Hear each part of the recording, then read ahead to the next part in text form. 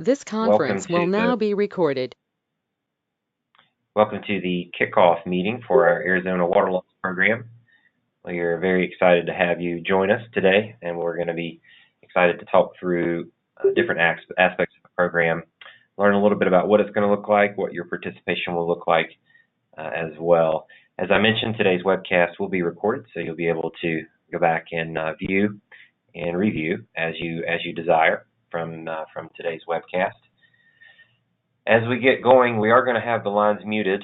We'll have a little bit of content we'll share presenting this morning, and then we'll have a session at the end where we'll have an opportunity to do questions and answers. So when we get to that portion, we'll unmute the lines, and we'll have an opportunity to verbally ask questions. There's also a question feature that's built into the GoToMeeting platform that you can type in your question anytime along the way. So actually, I encourage you to do that.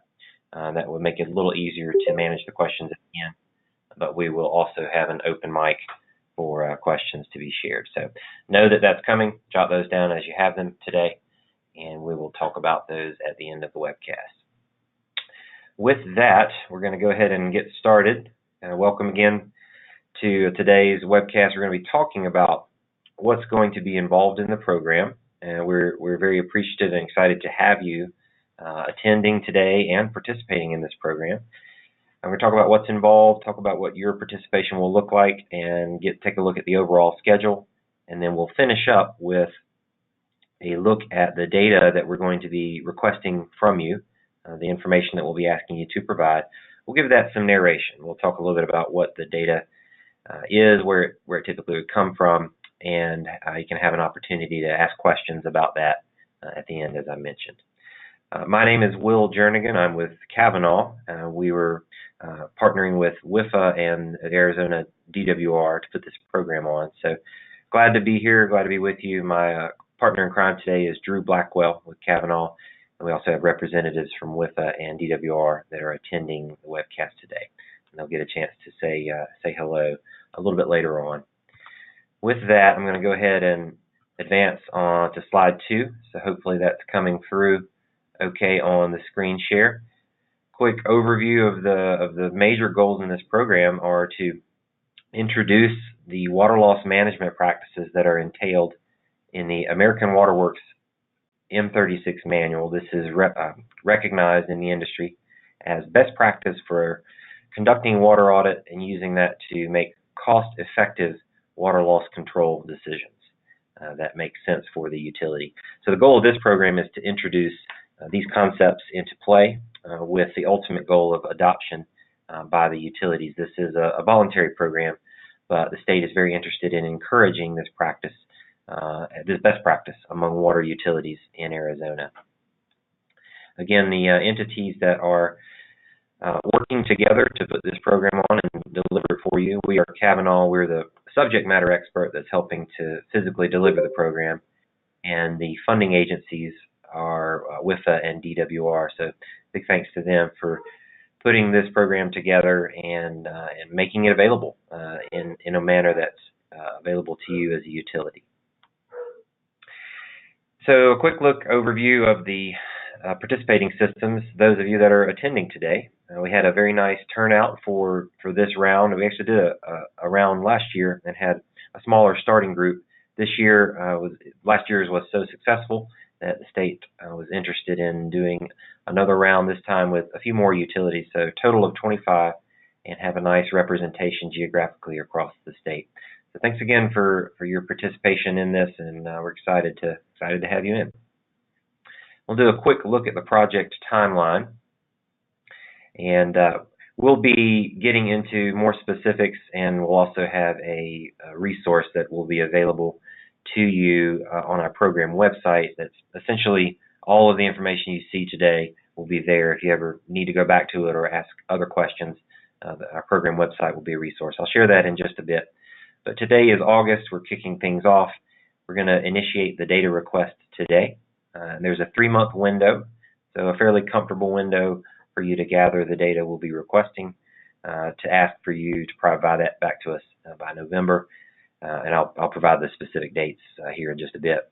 We will take that information and do some analysis and Early next year in February, we're going to be conducting a regional workshop. This will be a workshop near you, so it will be within driving distance, and we'll be physically getting together. I'll talk a bit more about the details of that, but that will be taking place in February, and then the program wrap up and reporting in the spring of 2019. So that's a real high level. I'm going to go to an overview of what will be involved in the program. Then we'll get into some foundational concepts, a little bit of base level training of the type of material that you're going to learn about in this program and get experience having hands-on experience with. But first I want to start with a high-level view. This is a model of a program that's actually been successfully employed in other states. And as I mentioned, this is actually the second year that the state of Arizona has put this type of program in place. So something that is is catching on around the country, and folks are seeing that this is a very effective way to help widespread adoption of best management practice for water loss control. And so Arizona actually is in a very good spot to deliver and execute a program like this, taking the lessons learned from other states and then adopting it to the Arizona specific situation. Program participation, just getting on what does this mean for you and your participation. Today's webcast will be really brief. We'll be working through some basic concepts, and as we embark from today, we will be providing you with a data request, and you'll get that 3-month window, and then of course the participation in the workshop. So really that workshop is a 2-day event, and we'll have plenty of heads up on the dates and locations, which we'll be confirming very soon, and then will be taking place next February. So with that said, this is a pretty good snapshot of overall participation for you.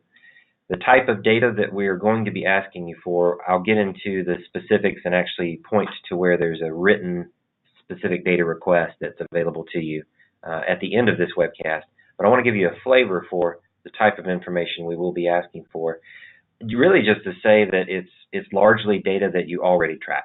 Your supply volumes, your sales volumes, maybe you're tracking your flushing water and things like that. Maybe not. If not, that's okay. But typically, this is type of information in a normal monthly operating cycle that you would be tracking anyway. Then there's a few other ancillary items related to meter stock, pipe lengths, and things like that are just sort of basic physical parameters of the system. So nothing crazy, and hopefully you'll find that it's stuff that flows well with information you're already tracking and have inventory. Quick question on who should participate. Hopefully you have more than one person from your utility sitting in on this webcast today. If not, that's okay, but we do want to encourage a pretty good cross-section of the team. Here is a nice shot of a class that we put on in another state of the types of folks that came to the physical workshop or the in-person workshop. Down at the bottom you see there, these are the areas that we generally offer as guidance. The right people to participate in this type of program, and really the right people that would normally be involved in developing the audit, and then that audit is used to figure out what you need to do for water loss control, are those responsible for the measurement of supply, either it's your own source or you're purchasing from another utility. They're responsible for managing the customer meters, reading, replacing, maintenance, responsible for someone in the management department, ability to allocate resources and guide and the decision-making process. So that's a good cross-section. For those of you on the call, some of you on the call, you may be at a smaller utility, and you might be that person who wears many of those hats, or one person may wear multiple hats, and that's okay as well. So we just put this out there as a guide. If you have questions about who should participate, we will be available to talk with you and help guide you on those types of questions for sure. Typical program outcomes. Your participation in this program, you walk away with a top-down water audit. This is per the AWWA M36 method. A top-down water audit provides you with a profile of what your water loss looks like as of the most recent year. That's the time frame we'll be working off of. And that water audit will be subject to what's known as a level 1 validation methodology. This is something you'll learn about in this process, but the short of it is it's a standardized methodology to conduct sort of a quality control review on the audit itself, which looks and scrutinizes potential sources of uncertainty that can exist in where these numbers come from. And it's not typically dealing with human error. It's more dealing with systematic things that can occur. Meters can be off. Software can be programmed wrong. Systems can archive information in a way that can introduce error. So there are things like that this methodology will look at, and it helps to really take stock of how reliable is the water audit from that year, and is it yet actionable? Is it reliable enough that we can base some spending decisions on? And that's really the key. So out of this program, you will get that level of understanding, and then specific to your utility, you'll be provided with recommendations on where would be priority areas for focus for both water loss recovery or water loss control, as well as revenue recovery. And we'll learn here shortly how controlling water loss can actually both reduce costs and increase revenues, which is something that's certainly of interest from the utilities perspective. With that, I'm going to go ahead and pivot to a few foundational concepts, and we want to set the tone here on today's kickoff because we're going to cut you loose from the kickoff today and say, hey, go gather this data. In doing that, we're also going to ask you to use that data to do a first draft at populating the AWWA water audit. So I want to provide a few foundational concepts that will be helpful when you do that. I'll start by just taking a quick look at the long timeline to put some context to the M36 methodology. It has been around for about 25 plus years. The first version of the M36 manual came out in '91. You can see now we're in our fourth edition, and the field has evolved quite a bit, even just in 25 years. But this is something, again, that's grown and recognized across North America as standardized best practice for conducting the audit and then using that to make cost-effective decisions. Should we do leak detection? How much should we do? Should we do meter intervention? If so, how much should we do? Maybe there's some of both, and then there's other things on the theft and billing and all sorts of ways that this plays in. Well, the M36 methodology is focused on identifying where are the priority areas, because it's not just one area and it's not just one problem and one solution. It's a complex and a multi-headed monster. So that begins with the development of the annual water balance, which is done through the use of the AWWA software. And this software is freely available. If you are participating in this program and you've used it before, that's fantastic. If you've not, that's no problem either. We're going to be working with everyone in a way that allows you to start from scratch, or even if you've had experience, hopefully this will be an enhancement of how you're utilizing this tool.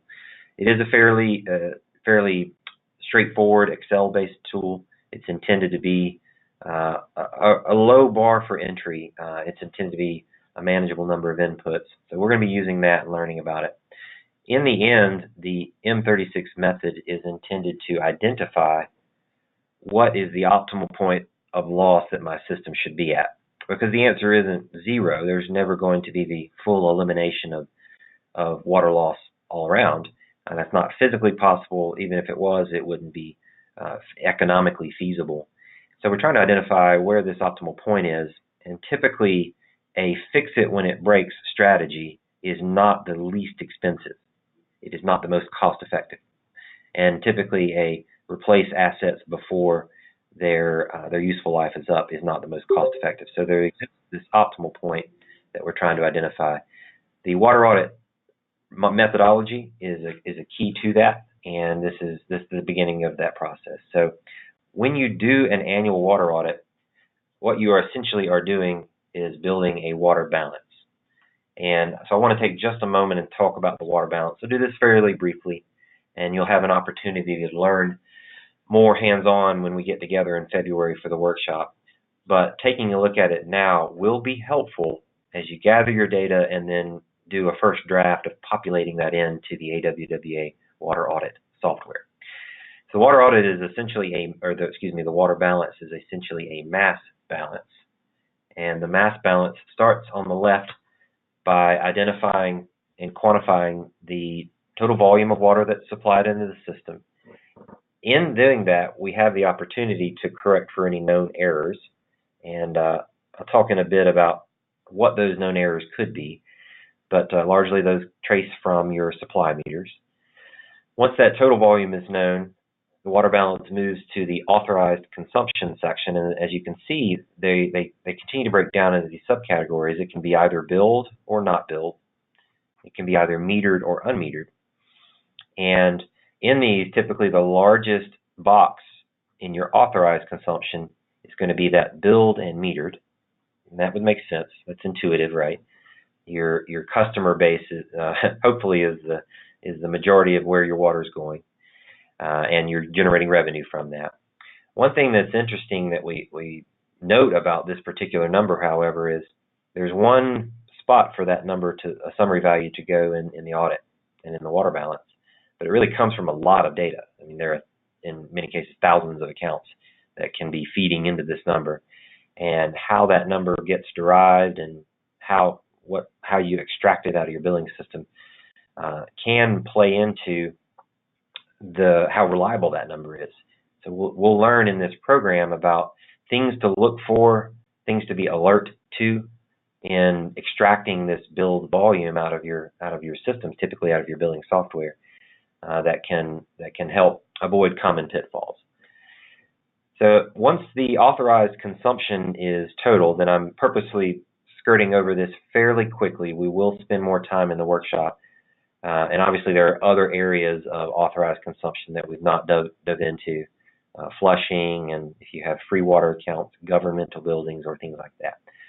But by and large, that billed metered consumption is going to be the largest piece.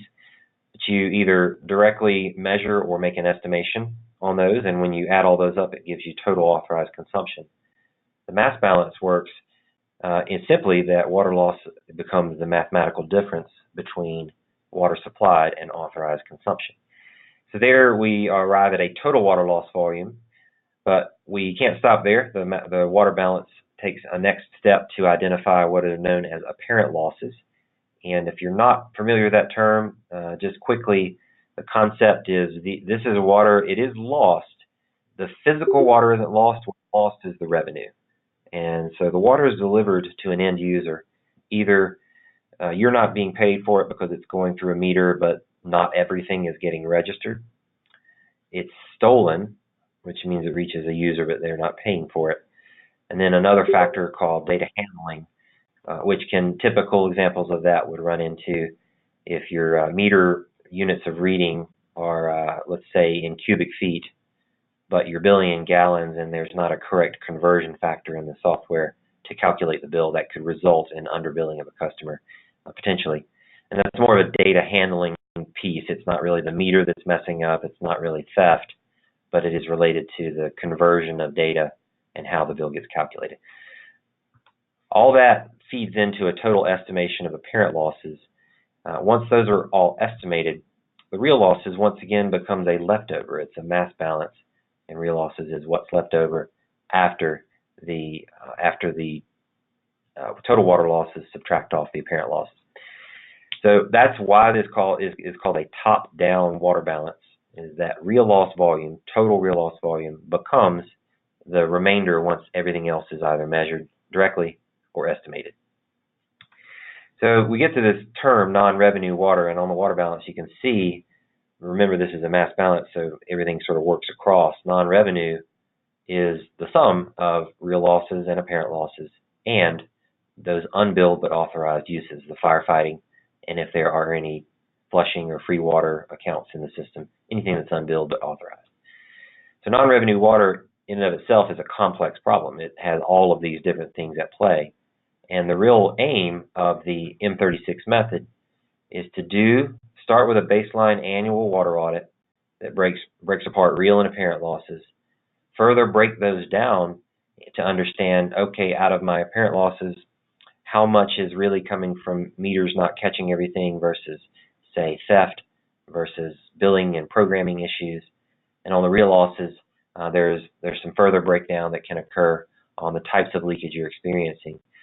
Why is that important? Well, applying effective interventions means that we need to apply the right solution to the right part of the problem. And acoustic leak detection works for one part of the problem, but many other parts it would not be effective for. Obviously, acoustic leak detection wouldn't help you very much with a customer metering issue or a billing issue. But even in the realm of leakage, there are some elements of some of your total leakage every year that you'll never find using acoustic leak detection. And so we want to make sure that when we get to the intervention and going to field and spending real money doing interventions, we want to make sure that those are cost effective. And to do that, we need to understand the technical breakdown of the problem and then what it's costing us. Now, the what it's costing us part ends up really being one of the most important numbers, because if you have a lot of leakage, but your cost of extraction and delivery is relatively low, then that may not be your most expensive water loss problem. You may have other metering or billing or theft related issues that are actually more expensive. They're exerting a higher cost. So we look at things in terms of the 3 V's with these metrics. The volumes and values of loss broken down by component. And we'll learn about all of this through the process, but I want to set this up that these are the most meaningful metrics that you're really dealing with, the volumes and values. But you can see the gear for validity is the largest, and the reason is that we have to take that assessment of how reliable a water audit is to know if the volumes and values are actionable yet. And in some cases, they're not. You do the audit, and there's so much uncertainty in the source data for the audit that the next steps should solely be focused on improving that reliability and getting tighter numbers. And then maybe the next year you have a higher confidence and ready to move ahead, but you need to know that you're working on actionable numbers and not chasing ghost problems that aren't there, or potentially missing some that are costing you a lot of money. So how do you do that? In the water auditing process, there is a function in the tool called scoring of the data validity. And it basically looks at assessing how robust are the sources of information that we're dealing with. And it can vary from pure estimations to highly calibrated numbers that are checked 3 ways. And you've got lots and lots of redundancy and quality control on them. And so within the software, there is a tool, or there is a feature in the tool that assesses a scoring scale for each input, and it's tailored to each input. The one I've got on the screen now is looking at the volume from your own supply, which might be your wells, or if you have a surface water source. And you can see that the criteria from a 1 to a 10 is the grade scale for each input. And the criteria ask questions like, to what extent is the supply metered? To what extent are those meters tested or calibrated? What are the results of those calibrations and testing? And how rigorous is the instrument maintained, essentially? So these types of questions, graduated rigor, help to assign a competence score that is applied to that, and each input in the audit has one of those. So that helps to identify where are the weaker points of data, where are the stronger points of data, and that's helpful for assessing the overall reliability of the audit. It's also helpful for identifying next steps. Clearly, if you've got a few weak points, those might be your next steps. You would focus on tightening those up. A few usual suspects that we will run into time and time again that can affect the accuracy of that starting number, which is the biggest number in your audit. It actually carries the most importance. If your meters are wearing on your supply, that can affect their accuracy. If they're not installed in a good location, that can affect their accuracy. If you've got the wrong meter, maybe it's oversized or undersized. The programming from the meter potentially to the SCADA system and how that data gets archived. These are all usual suspects. You'll learn in class that we like to call them gremlins. But the gremlins are anything that are diligently working to introduce error into your numbers. and these are typical examples of those gremlins. Here is a fun example of one of those gremlins. It's actually gremlin number 2, the location of the meter. This is testing that occurred through a state program we were involved in Georgia, where a contractor was hired to go around and do field tests for supply meters at about 75 to 80 systems around the state. And this was one example they ran into where the propeller meter was it's basically installed too close to the check valve coming right after the pump. And while the meter tested great before it was shipped from the manufacturer at 99.5, when tested in situ, it was determined that the meter was very, very much over-registering. And the reason was the relative position. It was too close to this disturbance, which caused the turbine mechanism to overspeed in the meter because the water column had the highest velocity at the bottom of the pipe. So it's basically not a good smooth hydraulic situation for that meter at the location it was installed. So the meter itself was fine, the location was bad.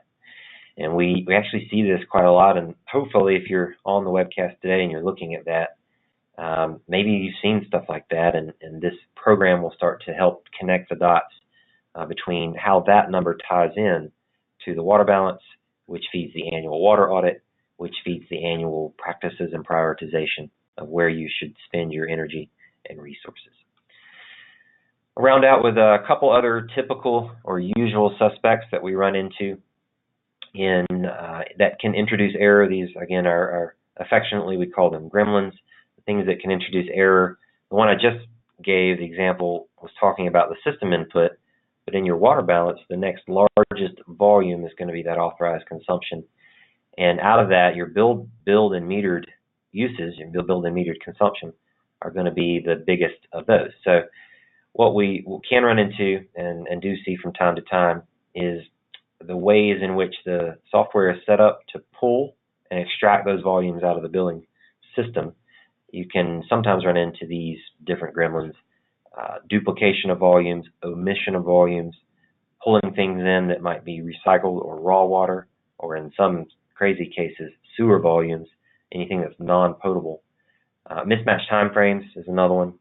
The inherent lag that exists between when you read your supply meters, the timing of that, and when you read your customer meters, the timing of that.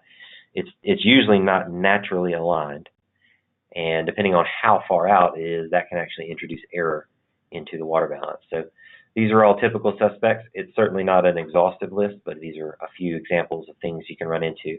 So in this program, we're going to be learning about how to look for these types of things and be on alert as you're pulling this information.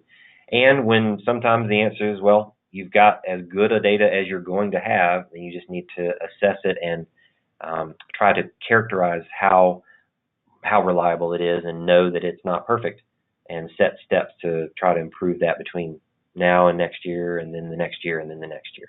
It is an ongoing process, an ongoing business practice, not a one and done. I like to say, as long as your infrastructure ages, you're going to have water loss. It is just a natural fact of life. As a quick shout out to Miss Garrett, who passed last week. The volumes, values, and validity. Again, just a reminder that these are the metrics we speak in terms of. So we won't be really looking at things in terms of percentages or other metrics. These are the ones that we find in the M36 method are the most useful in determining where your focus should be. This is just a refresh that the annual water audit is essentially a stage 1, and from that flows breaking down the technical parts of the problem, looking at the costs and benefits of how much leak detection or meter replacement might cost versus what the predicted benefit might be, what does that cost benefit look like, and then making the decisions about interventions that are cost effective. What we will focus on in this program is stage 1. And the goal, it's a pilot, the goal is to set it up and help to establish for you this practice of doing the annual water audit that then puts you in a position to take the next steps.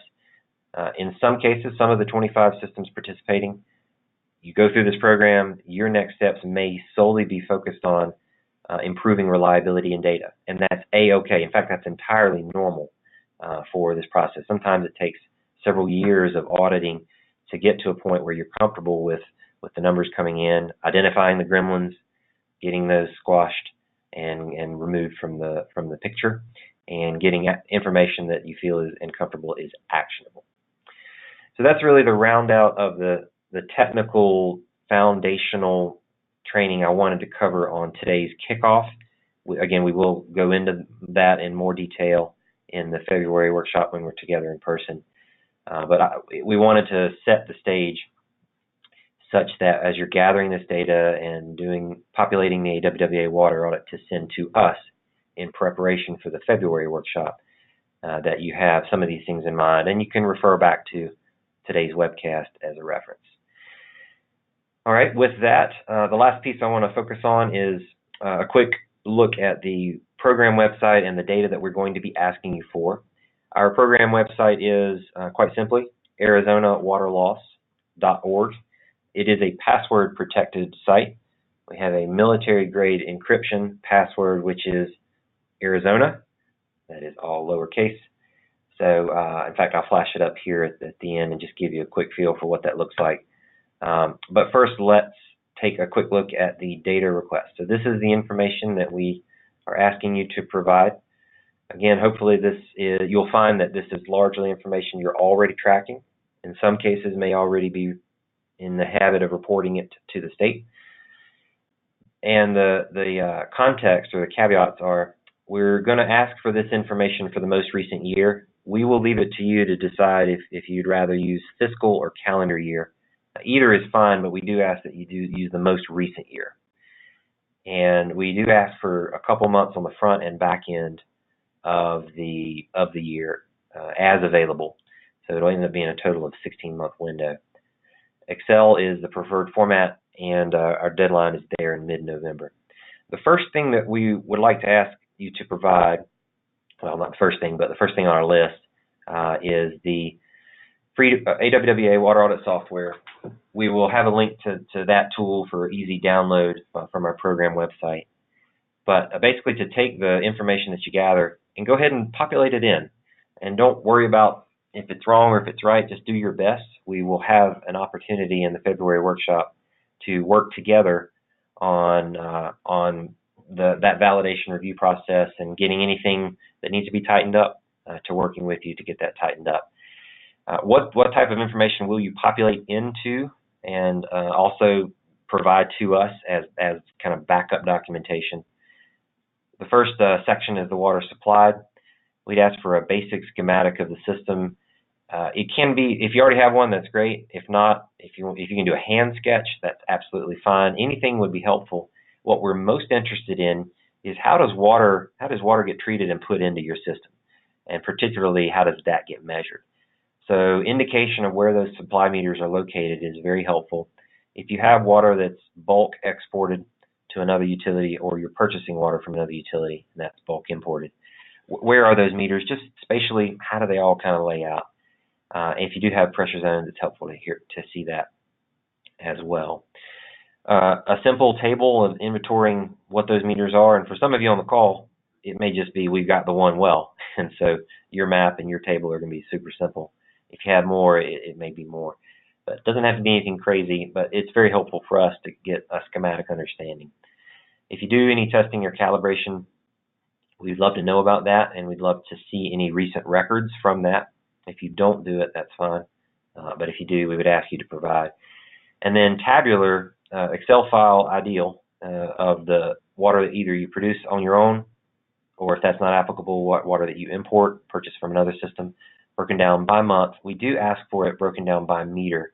That becomes very, very helpful in the review process to have a meaningful discussion about the redundancy, the reliability of the data, because it all comes down to the practices around those meters, and if you have more than one meter, sometimes the practices may not be the same for all the meters.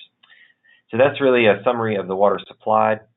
Just a quick hit on the other side, which is the authorized consumption. We asked for those volumes broken down by month, by what we call use type.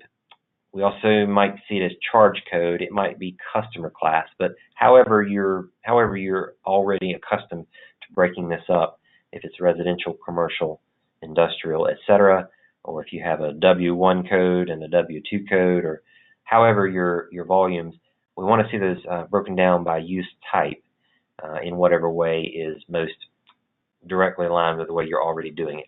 If you have questions about that particular part, don't hesitate to ask. Let us know, and we can provide some guidance on it. If you're tracking any unbilled water, we'd love to see that, and if you're not, that's okay too. On the apparent loss side, this is really just if it's available, but certainly if you have data from any testing of customer meters, we would love to know what your policy and practice is on it, and it could be simply we just test them when we have a flag or a complaint from a customer, or maybe you target certain groups each year. So that can just be a quick, brief write-up of what your policy is, when do you test meters and why. And then the same sort of question for meter replacement. If you're simply replacing them as they fail, or if you're trying to target meters over a certain age, or if you're in the middle of a change-out project, maybe you're going to AMR, whatever the case may be, just give us a quick summary of what's going on with your meter replacements, when you do it and why. And then you can see system data there, fairly straightforward on the parameters of your system. The last section of data, and quick reminder, if you have questions you want to go ahead and put out there now in this webcast, feel free to type those into the chat box. Drew is going to be looking for those. And then we're going to be available as needed over the next 3 months to you to ask questions to your heart's desire. So the last section is our cost data. Total operating costs for the water system, total revenue that comes from water and sewer sales if you operate. We use the word commodity there. That just means that it would want ideally to exclude any base charges, revenue that you're getting from the fixed charge, only the consumption. If you run into a situation where you're not able to extract or differentiate, and maybe your billing software won't give it to you that way, just do the best you can, and maybe hit us up with a question if you have it on there. And if you're not able to give that to us, we'll work with you. And that really goes for all of this. Just if you run into a roadblock and you can't give us a certain item, just give us a quick shout and we'll talk through the best way to try to work around that. Cost for power, treatment chemicals. If you have residuals management, probably will only apply to those on the call that are treating your own water from surface water, perhaps a water treatment plant, if you have residuals that are left over from that process. Optional costs down below. These may or may not be available. If they are available, we would like to have them. They can help to stir up some more meaningful and deeper questions. If they're not available, that's okay too. So that's a quick narration of the types of data that we would love to see from you. All of that is captured on a one-pager that is going to be available, is actually available now on the program website. So don't feel like you've got to write all that down. We've got an easy PDF you can download, and it's got all of that summarized on a paper. Once you get that information together, the way we would love to get that from you is one of the tabs on the website is called the Upload Portable. Just look for your utility's name, click the button that says Add File, and zip the files together and upload it that way. If you don't like that, or if you would prefer to do email or some other means, just get in touch with us. We'll be happy to accommodate if you have a different preferred method. Hopefully this is the one that you find the most easy and the most convenient. Quick look ahead for next steps, and then I think we're wrapping up. We'll be getting into our Q&A. Today is the beginning of the data gathering. Over the next 30 to 45 days, we are going to post another webcast. It'll be a recorded webcast, but we're going to post it specifically to deal with the AWWA software. For those of you who have not worked with that software, it's basically going to be a test drive of it, and it'll be something that's targeted on here are what the inputs are, here's how to look at the data grades, and give you some very specific guidance. So the idea being, after you've gathered your data and you're ready to do your first draft of the audit, you would watch that webcast. It'll be fairly brief, and then hopefully that would give additional guidance on populating the audit, and then you send everything in to us by the 16th of November. we'll get together in mid-February, as we said. Those dates and locations will be confirmed relatively soon so that you'll have plenty of heads up.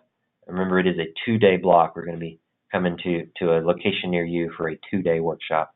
So we'll want to give you as much advance notice on that as possible. With that, I'm going to flash just quickly the program website, and then Drew, I'll go ahead and put you on alert if we've got any questions that are coming in from the Q&A stuff. Let me know. All right, bringing the program website in here. Let me do this quickly, Drew, and then let me know. So here is a look at our program website. As I mentioned, the password is Arizona, all lowercase, which will get you in. And there are a few things that would hopefully be helpful. There's always a scheduled tab to take a look at what's coming up next. Here's the upload portal that I mentioned. Once you have your data together and you're ready to give it to us. And then most importantly probably would be the resources tab. On this tab there are things like the download of the blank software. Here is a download of the data request that I just talked through. There's even some examples of what those data requests can look like. And then there'll be a recording of today's webcast and things like that. So all sorts of resources there, hopefully that will be helpful. And there is a question and answer option here on the water loss form that you can use. We'll probably get into that a little bit later. But that's really it. So it's meant to be a central hub. As a participant in this program, ideally, if you ever have a question, you can just go to this website, get your question answered.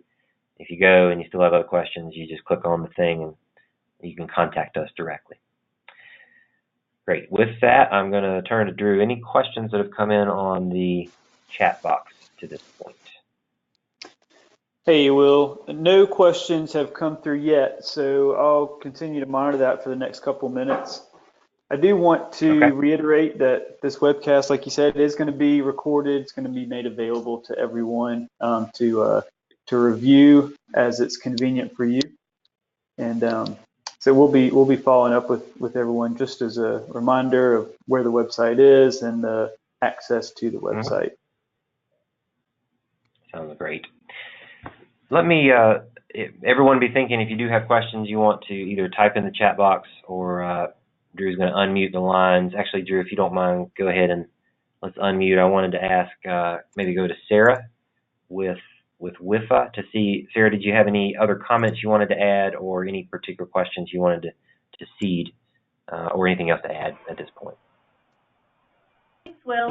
We're just really glad that everybody is participating here today. One thing we did want to get the feel for is how comfortable systems would be if we posted the list of systems on our website. Is that something that we'll be open to, or would you prefer that we do that to ourselves? Sources aren't they?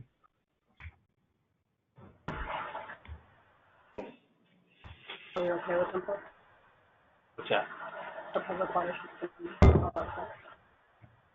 All right, Sarah, sounds like that was a question maybe just for everybody to reflect on and any immediate opinions.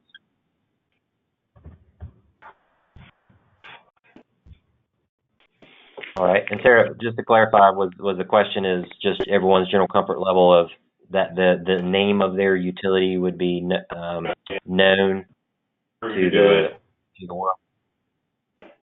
That's right, yeah.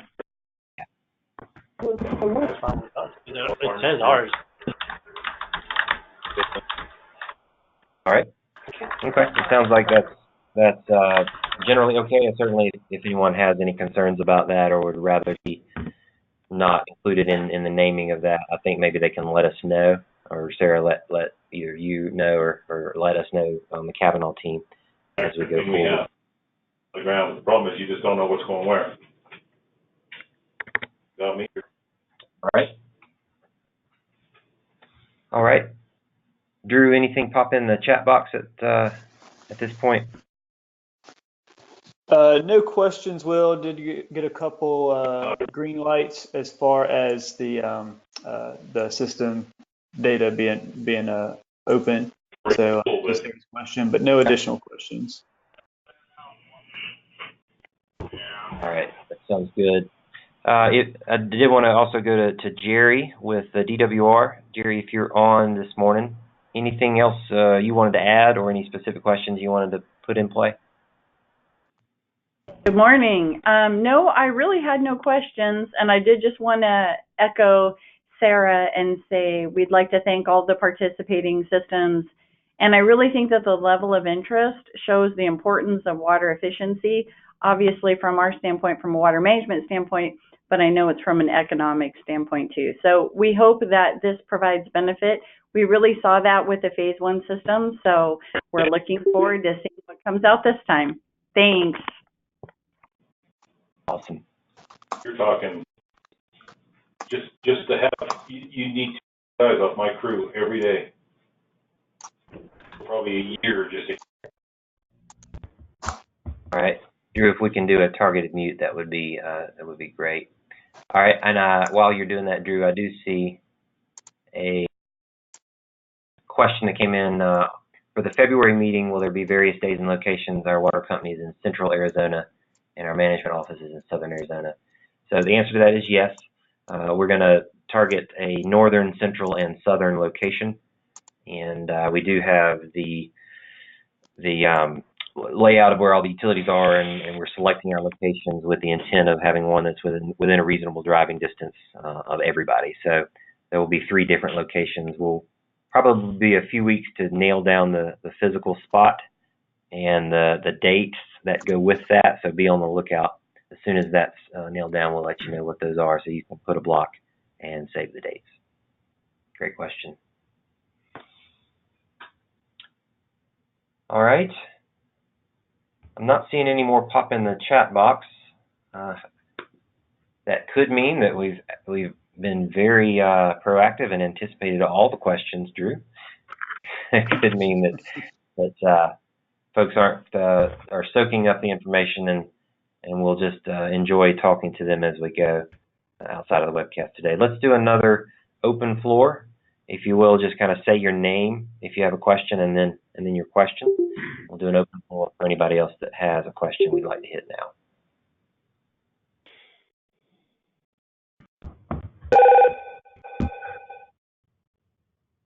All right. Our official phone sound tells us no questions at this point. So that sounds good. Why don't we go ahead and wrap it here? We will make today's webcast recording available on the program website, and we'll probably just do a follow-up email that's got that website address and a reminder on the password, and a link to the data request that we'll be putting into play today. Thank you everyone again for the time this morning, and we're looking forward to working with you in this program. Take care, and we'll talk.